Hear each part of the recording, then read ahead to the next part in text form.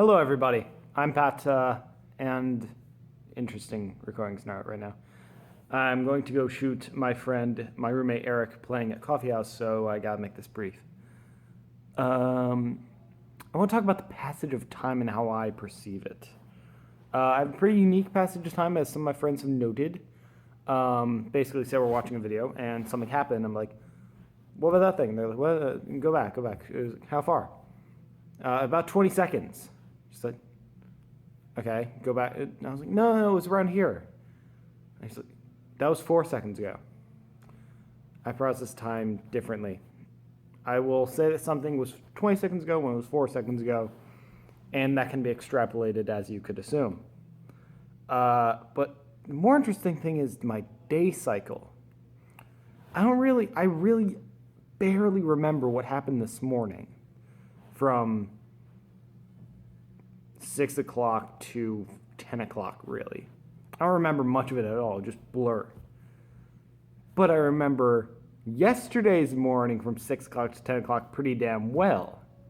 So my day cycle in terms of memory, it starts at about 11, and then the morning of that day is the last morning. So I'd be like, so I woke up at 7, then I took a shower. Wait, no, I didn't take a shower today. I took a shower yesterday. Because I had this class in the morning. I don't have a morning class today.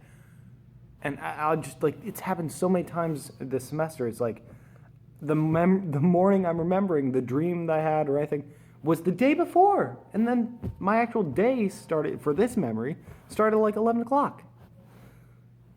The way I process time is just so weird. And also that, this was a great one. I almost forgot this. I don't remember, like, points that have no information in them.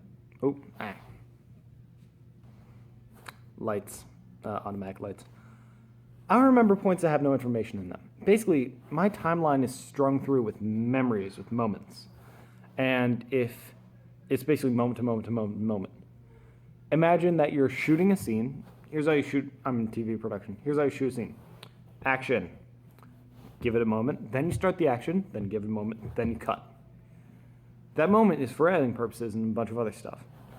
Now imagine if you strung a bunch of those scenes together and you were like, okay, I need as little time as possible, so I'm going to cut out all the pauses at the end of the action.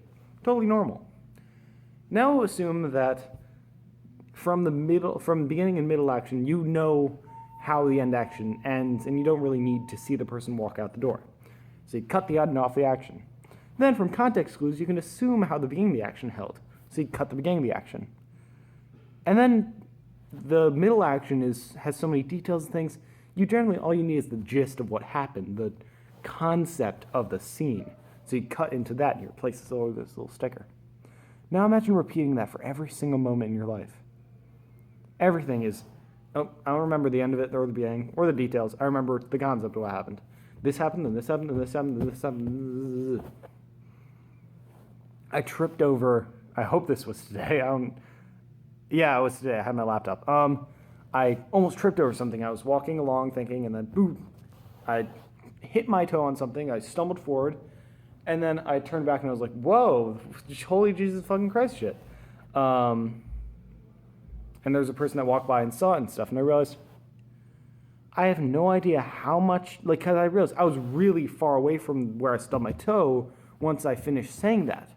I have no idea how much time elapsed from when I said it to when I stubbed my toe. I don't know if the weird look she gave me was because, as I was starting to say that, as I turned around, then I started saying it.